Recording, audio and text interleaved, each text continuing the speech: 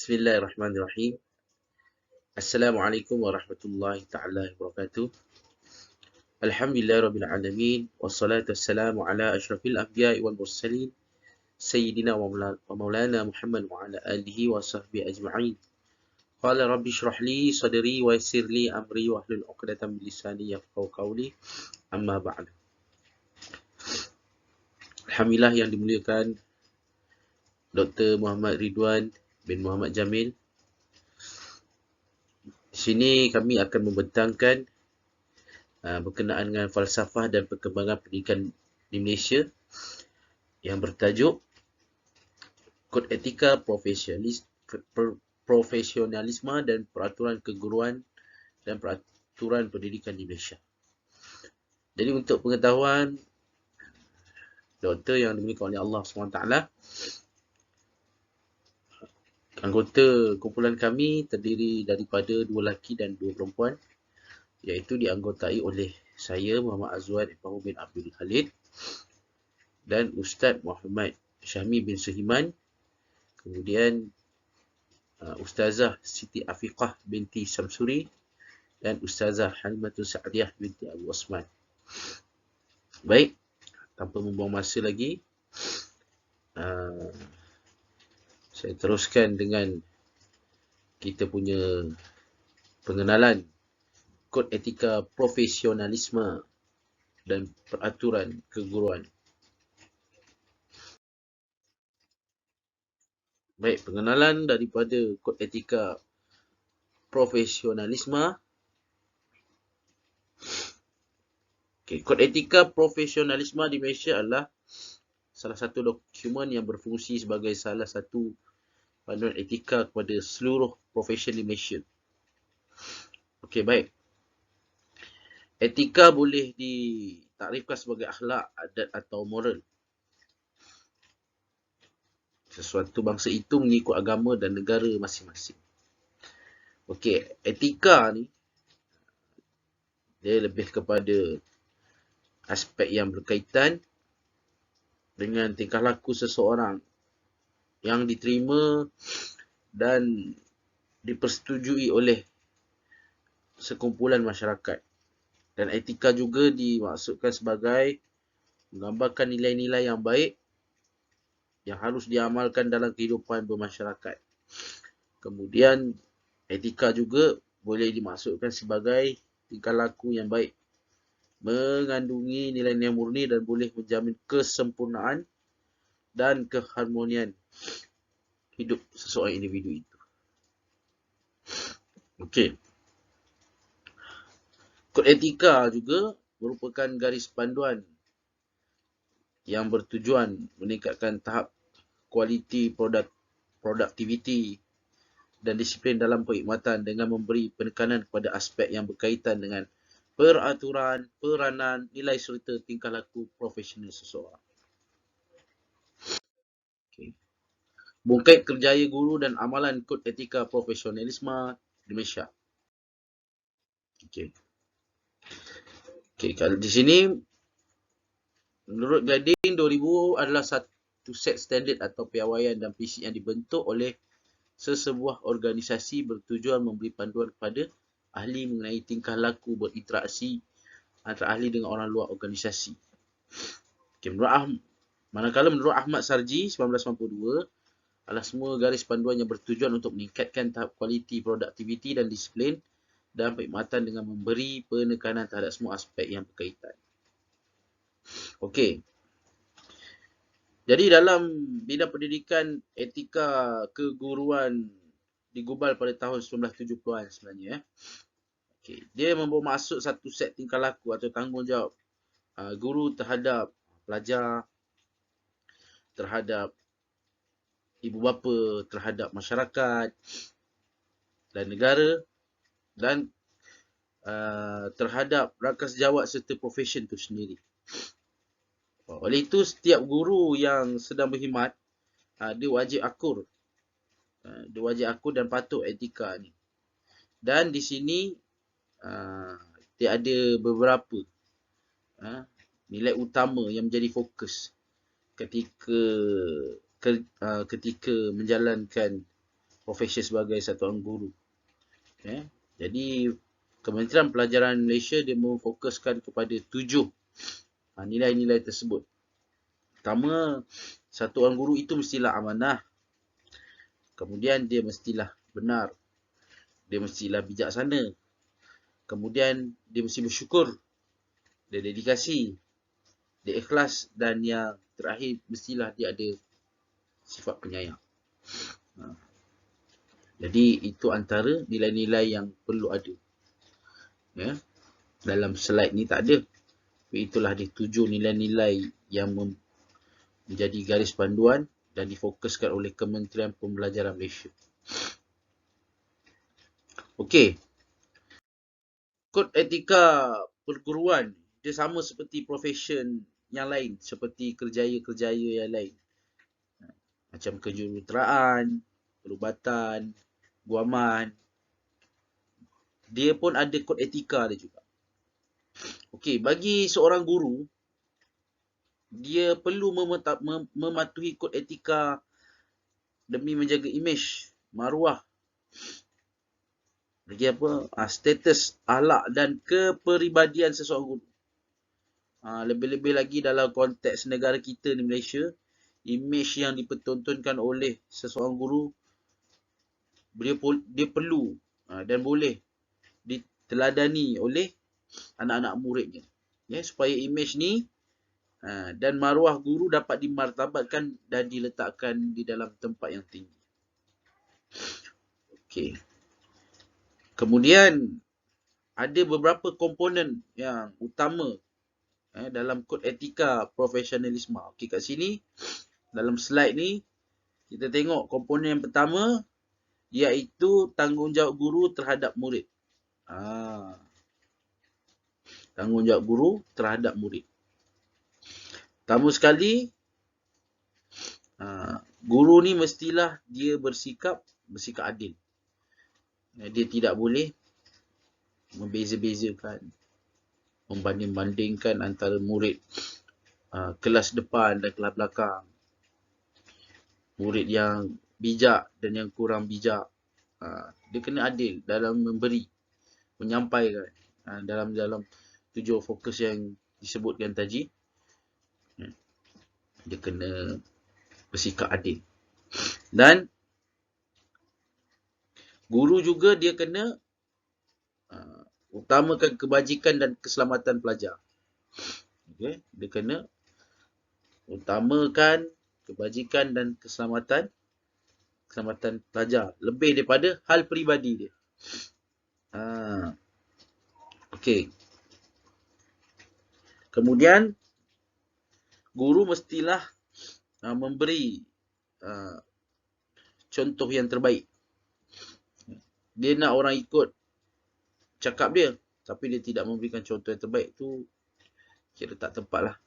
Jadi satu orang guru dia mesti memberikan contoh yang terbaik kepada anak murid, supaya anak murid ni dapat ikut. Okey. Kemudian guru mestilah boleh membimbing dan mengajar. Ini antara tanggungjawab guru terhadap murid. Dia mesti membimbing dan mengajar. Sifat guru ni, dia mesti boleh membimbing dan mengajar. Okey, baik. Dia tidak boleh membiarkan murid dia dalam keadaan terkapai-kapai. Fokus utama dia mestilah guru itu memberikan pengajaran yang terbaik supaya anak murid itu mendapat kefahaman yang sepatutnya, yang layak dia dapat. Okey, komponen yang kedua, tanggungjawab guru terhadap ibu bapa. Tanggungjawab guru terhadap ibu bapa. Okey. Para guru mestilah menghormati tanggungjawab utama ibu bapa. Apa itu menghormati tanggungjawab utama ibu bapa? Okey, iaitu guru mestilah berusaha mewujudkan hubungan mesra dan kerjasama erat antara institusi pendidikan dengan rumah tangga, dan menganggap semua maklumat yang diberikan oleh ibu bapa itu, mereka kena menjaganya, ataupun maklumat yang diberikan oleh ibu bapa murid-murid itu, jadi guru-guru menganggap perkara itu sulit dan tidak akan membocorkan, berkaitan dengan masalah yang dihadapi oleh keluarga murid-murid. Jadi ini salah satu amanah.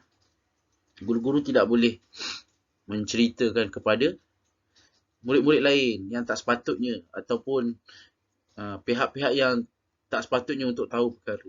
Jadi ini salah satu etika dalam kerjaya sebagai satu orang guru. Kemudian guru juga dia tak boleh mengeluarkan kata-kata atau melakukan sesuatu yang boleh menjejaskan kepercayaan murid terhadap ibu bapa mereka. Maknanya memburukkan ibu bapa itu sendiri. Itu yang pertama tadi, menghormati tanggungjawab utama ibu bapa tu.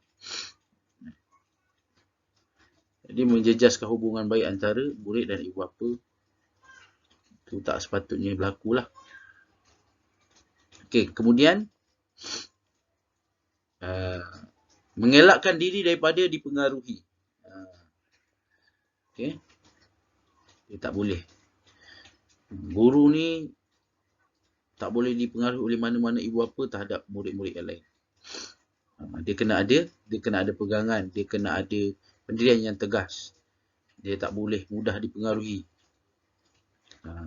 Jadi dia kena berprinsip lah guru ni. Jadi setiap guru ni dia mestilah laksanakan tugasnya dengan betul sebagaimana yang dituntut oleh agama dan selaras dengan nilai etika kerja yang telah ditetapkan oleh Kementerian Pelajaran Malaysia. Okey, baik. Seterusnya, komponen seterusnya iaitu tanggungjawab. Tanggungjawab guru terhadap rakan sejawat dan profesyen keguruan. Okey. Pertama, berusaha menjalankan tanggungjawab. Okey. Pertama sekali dia kena berusaha menjalankan tanggungjawab. Maksudnya dia kena menjalankan amanah tugasan yang diberi dengan rajin dan bersungguh-sungguh serta sejajar dengan kemajuan ikhtisas dan sosial di samping sentiasa bersedia memberi tunjuk ajar kepada rakan sejawat. Okay. Sebab apa kadang-kadang dalam profesyen keguruan ni kita lihat ada di antara guru-guru yang baru. Jadi dia boleh menjadikan contoh yang baik kepada guru-guru yang baru. Okey, mengelakkan diri daripada mencemarkan diri. Mengelakkan diri daripada mencemarkan diri ni apa? Perkara-perkara yang boleh menyebabkan maruah dia tercemar. Contoh yang boleh saya katakan, membuat gangguan seksual, hubungan sulit terhadap ibu bapa ataupun pelajar atau murid-murid, kan? Mengeluarkan kata-kata yang kesat. Ini perkara-perkara yang melanggar kod etika perguruan. Maknanya satu orang guru, dia mestilah mengelakkan diri daripada perkara-perkara yang boleh meruntuhkan imej dia sebagai satu orang guru. Kemudian guru ni tanggungjawab dia terhadap rakan sejawat dan profesyen keguruan, dia mestilah sentiasa bersedia membantu. Dia kena sedia membantu. Dia kena lebihkan orang lain daripada diri dia. Maksudnya macam mana? Dia kena bawa sifat tu, bantu-membantu. Lagi-lagi berkenaan dengan kebaikan, berkenaan dengan amal khair, amal kebaikan. Dalam ayat Quran pun ada sebut, wa ta'awanu bil birri wat taqwa, dan tolong-menolonglah kamu dalam perkara kebaikan dan takwa pada Allah. Jadi benda-benda kebaikan dan takwa ni dia tidak ada, orang kata tidak ada kompromi. Kena buat, kena bantu. Walaupun dia berlainan agama. Guru tu berlainan agama, berlainan bangsa. Jadi sebagai satu orang guru, dia kena bantu atas ihsan. Kita menggunakan dalil yang disebutkan tadi. Kan? Bil birri. Wa ta'awanu bil birri. Kan? Bantu, tolong menolong dengan kebaikan. Maknanya tolong menolong dengan kebaikan ni tak semestinya lah dia orang Islam saja. Kalau dia orang selain Islam, non-Muslim, kita pun tolong. Ataupun wat taqwa. Dengan takwa. Kebaikan dan takwa. Yang jelas di situ. Kemudian, guru juga tidak melibatkan diri dalam kegiatan yang menjejaskan profession. Dia samalah tadi dengan mengelakkan diri daripada mencemarkan diri tadi. Okey. Kalau yang ini tidak melibatkan diri dalam kegiatan menjejaskan profession ni, maksudnya dia tidak boleh join ataupun bergabung dengan mana-mana pertubuhan yang tidak berdaftar. Ajaran-ajaran yang sesat, contoh. Ataupun demonstrasi, ataupun rusuhan. Ini perkara-perkara yang boleh menjejaskan profession keguruan itu.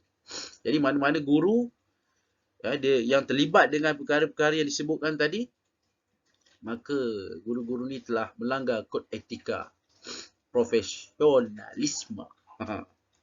Okey, baik. Seterusnya, komponen kod etika profesionalisme yang terakhir adalah tanggungjawab guru kepada masyarakat dan negara. Baik, seterusnya mengelakkan daripada menyebarkan ajaran yang merosakkan. Jadi sebagai satu orang guru, dia tidak boleh menyebarkan ajaran yang bertentangan dengan agama dan perlembagaan. Contohnya LGBT. Setiap daripada agama kita, bangsa Melayu sendiri khususnya, tidak bersetuju dengan fahaman ni. Lesbian, gay, biseksual, transgender. Jadi, kena tentang habis-habisan. Dia tidak boleh menyebarkan kebagusan LGBT ni. Ataupun fahaman-fahaman yang telah difatwakan sesat seperti Syiah, Qadiani. Fahaman-fahaman yang ekstremis seperti ISIS, Daesh, Hizbut Tahrir dan sebagainya. Ini melanggar kod etika perguruan tu. Jadi, guru mestilah memupuk sikap dan nilai dalam diri pelajar. Memupuk sikap dan nilai dalam diri pelajar ni maksudnya apa? Supaya pelajar ni ataupun murid ni keluar daripada sekolah ataupun institusi pendidikan yang dia belajar, dia akan bawa nilai-nilai yang baik. Dia akan bawa sifat-sifat yang baik. Supaya mendatangkan kebaikan kepada masyarakat. Dia suka tolong-menolong, suka bantu orang. Ini yang perlu ada dalam diri pelajar tu apabila dia bercampur dengan masyarakat. Maknanya apa? Dia membawa sifat yang mulia, akhlak yang mulia. Akhlakul karimah. Dan seterusnya, menggalakkan kerjasama dan kesefahaman.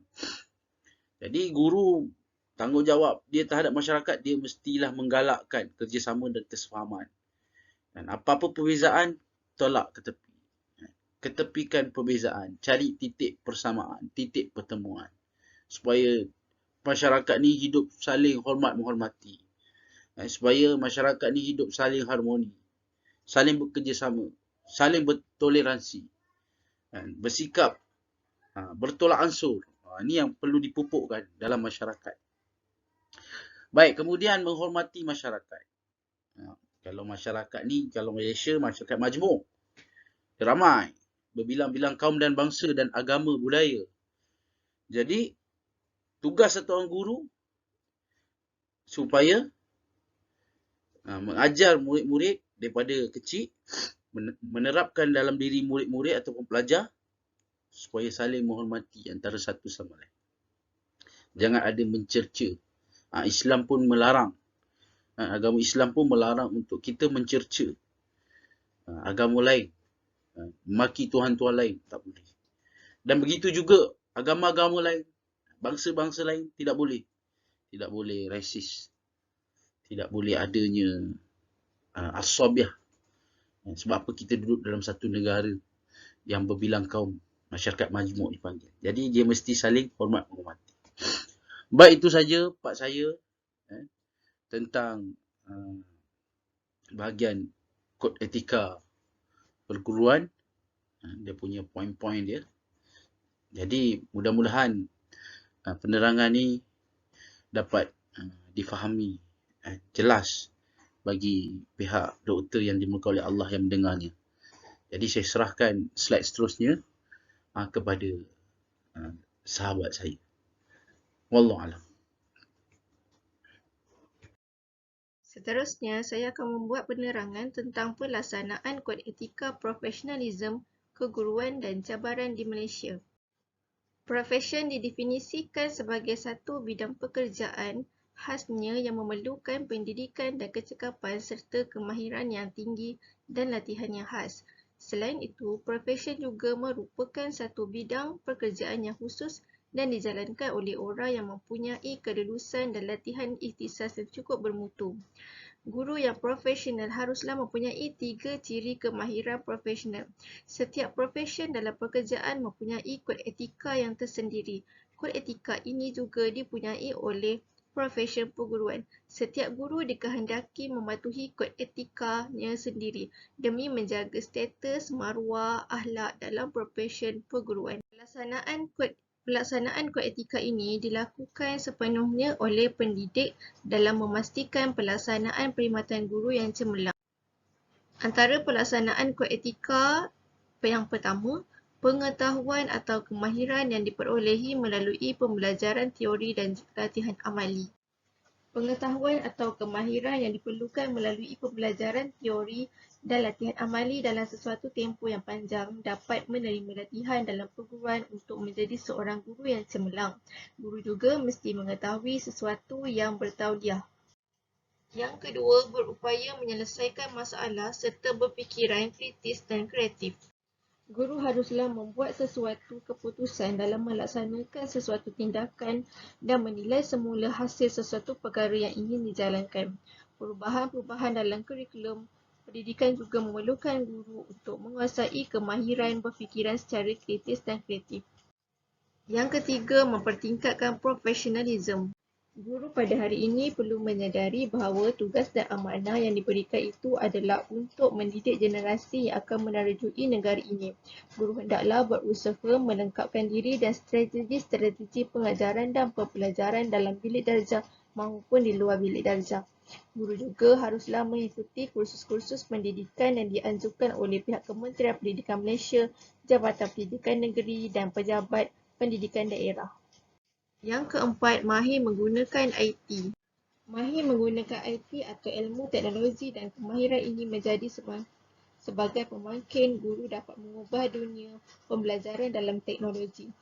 Menggunakan teknologi digital seumpama muncul pembelajaran informasi bukan sahaja atas talian maupun digital. Yang kelima, berpengetahuan dan berdaya fikir serta berakhlak. Seorang guru dalam profession perguruan ini perlu serba tahu. Guru diharapkan dapat membawa isu-isu semasa untuk perbincangan dan mencari penyelesaiannya bersama-sama pelajar di dalam kelas. Melalui pembacaan, guru dapat menambah ilmu pengetahuan mengenai isu-isu semasa. Seterusnya, cabaran kod etika profesionalisme keguruan. Menurut Kamus Dewan edisi keempat, cabaran didefinisikan sebagai hasil mencabar, mempersoalkan, mempertikaikan ajakan untuk berlawan dan sebagainya. Sesuatu unsur, faktor dan sebagainya yang mencabar, menguji kemampuan dan ketabahan orang atau sesuatu organisasi lain pekerjaan dengan penuh cabaran. Antara cabaran yang pertama ialah melahirkan masyarakat yang bersatu padu, berilmu pengetahuan dan berdaya saing. Cabaran yang paling jelas dalam aspek ini dalam konteks masyarakat Malaysia. Walaupun dasar-dasar pendidikan sedia ada berpaksikan laporan-laporan pendidikan terdahulu dan banyak aspek pelaksanaan dasar dalam kurikulum pendidikan di pelbagai peringkat seperti sekolah rendah dan menengah serta institusi pendidikan tinggi, namun masih boleh dipertingkatkan lagi. Yang kedua, mempertingkatkan profesionalisme perkhidmatan keguruan.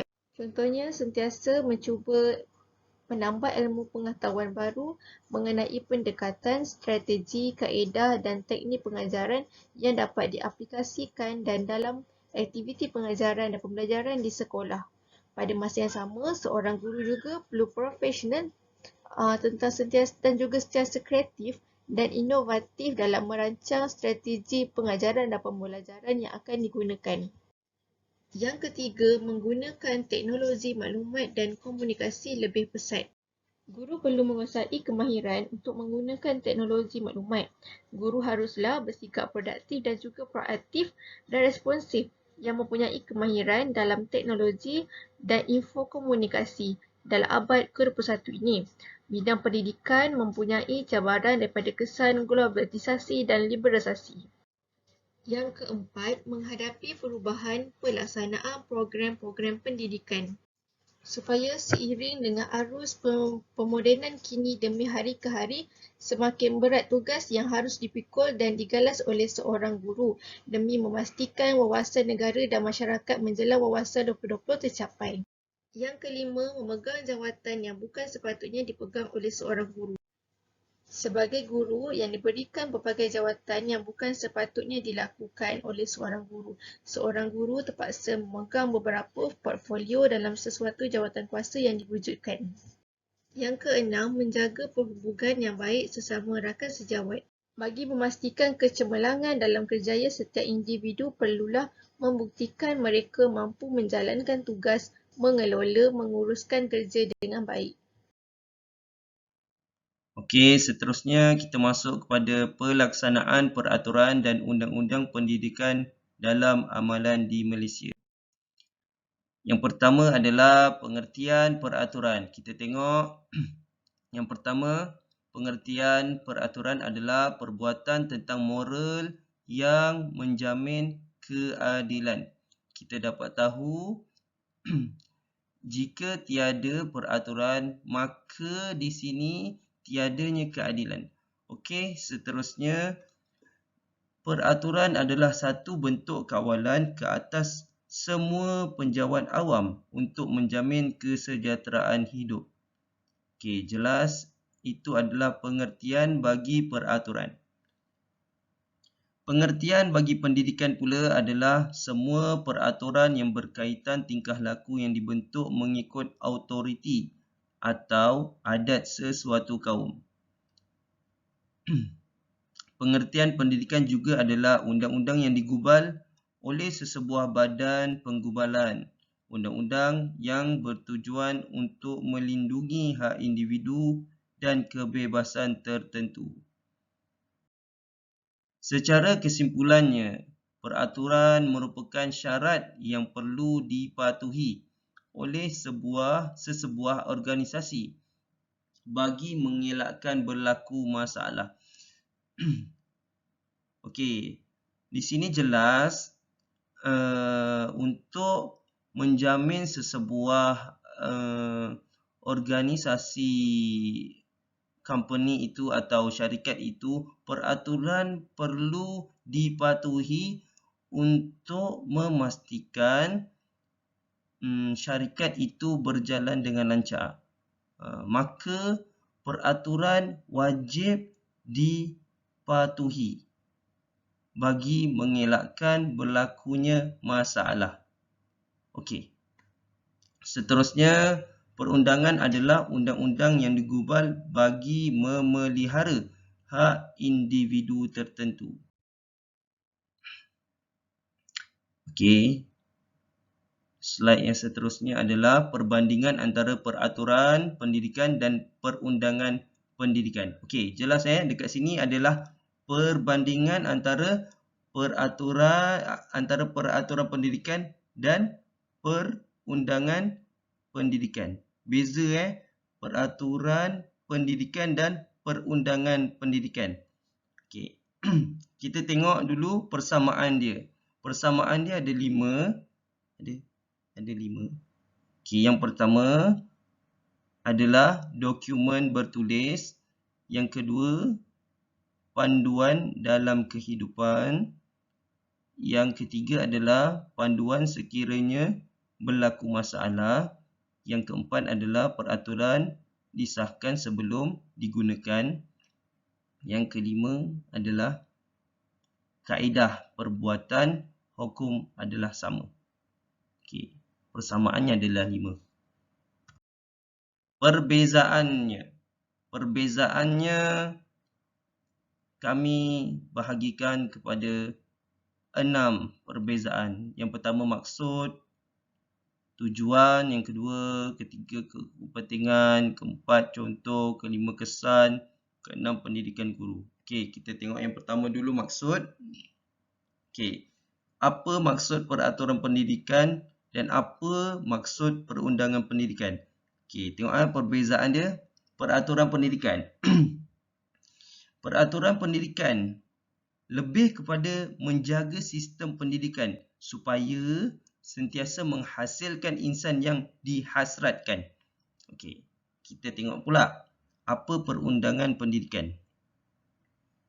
Perundangan pendidikan adalah undang-undang yang digubal untuk memastikan guru-guru serta pegawai pendidikan menjalankan tugas dengan betul dan tidak menyalahgunakan kuasa. Okey, beza peraturan pendidikan dan perundangan pendidikan dari segi maksud. Okey. Kita tengok yang kedua, tujuan pula. Tujuan peraturan pendidikan apa dia? Tujuan peraturan pendidikan adalah mendisiplinkan individu serta amanah dalam pekerjaan. Tujuan perundangan pendidikan adalah menjaga hak individu. Okey, seterusnya kepentingan peraturan pendidikan apa dia? Peraturan pendidikan adalah kepentingannya mewujudkan sistem tadbir urus yang cekap dan berkualiti. Manakala perundangan pendidikan, kepentingannya adalah supaya tiada yang melampaui bidang kuasa. Contoh, peraturan pendidikan adalah Perintah Am Peraturan 4 Bab D. Contoh perundangan pendidikan pula adalah Akta Pendidikan 1996.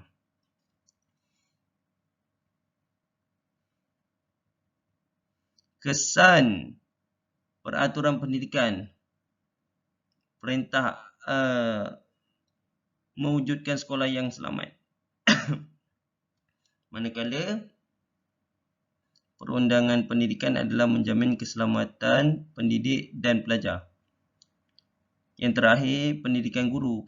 Untuk peraturan pendidikan adalah memastikan guru mengenali tindakan yang sewajarnya. Manakala perundangan pendidikan adalah perundangan ini telah menghadkan dan menyediakan garis panduan kepada guru-guru dalam memberi hukuman.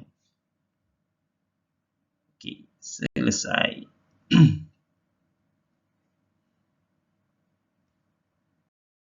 Okey, yang seterusnya adalah peraturan pendidikan, pematuhan guru sebagai pegawai penjawat awam. Yang pertama adalah Pekeliling Ikhtisas dan Kementerian. Yang kedua, Akta Pendidikan 1996. Yang ketiga, Perintah Am Bab D, iaitu kelakuan dan tata tertib. Yang terakhir adalah Undang-Undang Sivil dan Syariah.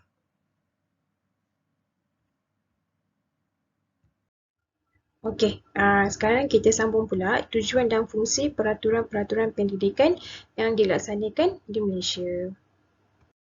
Okey, kita terdapat 3 tujuan dan fungsi peraturan-peraturan pendidikan di Malaysia. Antaranya kita ada pencegahan, kita ada peringatan dan kita juga ada pengajaran. Yang pertama, pencegahan. Pencegahan ialah tujuan utama kita adakan pencegahan ialah untuk mencegah guru-guru atau pegawai pendidikan daripada melakukan perkara-perkara yang boleh mencemarkan imej institusi pendidikan dan salah guna kuasa ketika menjalankan tugas. Pencegahan juga dapat mengelakkan daripada berlakunya amalan-amalan yang melanggar peraturan-peraturan tersebut. Ini kerana pihak kerajaan telah menyediakan peraturan kod etika yang terkandung di dalamnya garis panduan dan sebagai bukti dan sebagai rujukan kepada guru agar sentiasa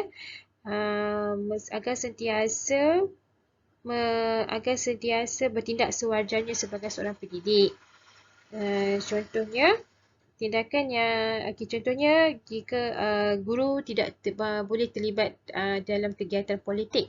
Jadi untuk mengelakkan guru terlibat dalam kegiatan politik, kerajaan telah mengeluarkan surat berkeliling yang mengatakan guru tidak boleh terlibat dengan kegiatan politik. Dengan adanya surat berkeliling, jadi guru akan lebih alert dah apa yang boleh dilakukan, apa yang boleh tidak dilakukan.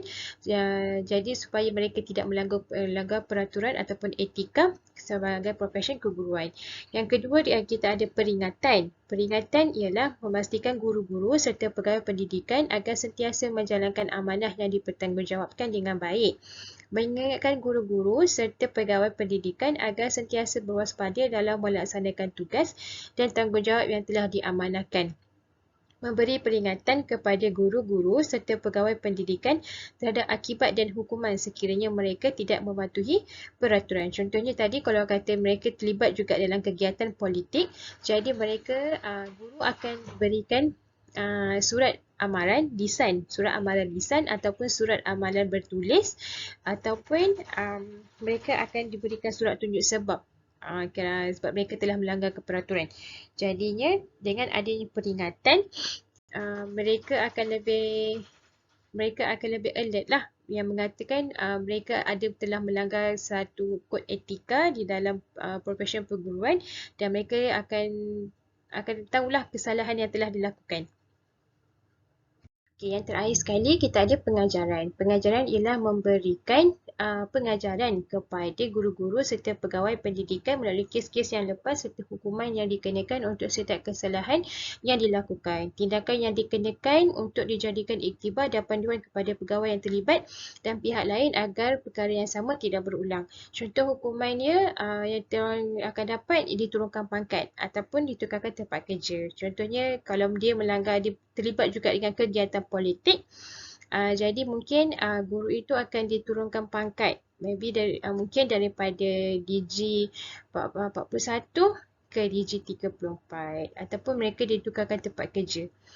Itulah dia punya pengajarannya. Kesimpulannya kita dapat segala peraturan dan etika keguruan merupakan salah satu aspek penting demi memastikan sebuah institusi pendidikan berkenaan mampu bergerak stabil dari pelbagai sudut. Dengan peraturan ini, kualiti kerja guru serta pegawai pendidikan mampu ditingkatkan dari semasa ke semasa, sejajar dengan matlamat pendidikan yang dibuat oleh Kementerian Pendidikan Malaysia. Guru yang patuh kepada peraturan dan etika ialah guru yang dapat mempamerkan akhlak serta nilai murni yang baik. Ini dapat memberikan contoh teladan kepada murid serta mampu menjadi inspirasi kepadanya agar menjadi insan yang berperkati mulia dan cemerlang. Dapat dekat sini kita simpulkan guru itu memainkan peranan yang sangat penting dalam memberikan ilmu serta membentuk sahsiah anak bangsa. Majunya sebuah negara bermula dari golongan yang baik, pekertinya dan tinggi ilmunya. Okey, itu sahaja. Sekian. Terima kasih. Baik, kesimpulan daripada pembentangan kod etika perguruan dan profesionalisme pendidikan di Malaysia, iaitu peraturan-peraturan dan undang-undang pendidikan dibentuk untuk memastikan pendidikan di Malaysia berkembang maju yang dapat menandingi pendidikan di negara-negara maju di dunia. Bagi memastikan pelaksanaan pendidikan yang berkesan, kod etika profesionalisme keguruan dibina yang meletakkan kepentingan dan tanggungjawab guru kepada murid, ibu bapa, rakan sejawat masyarakat dan negara. Maka dengan itu, guru-guru haruslah faham dan sedar bahawa tanggungjawabnya itu sebagai guru amatlah besar. Sekian daripada kumpulan kami. Wabillahi taufiq wal hidayah. Wassalamualaikum warahmatullahi taala wabarakatuh. Apa yang baik pada Allah, apa yang tak baik pun daripada Allah, tapi atas kelemahan diri kita semua. Sekian saja daripada kami. Wallahu a'lam bishawab.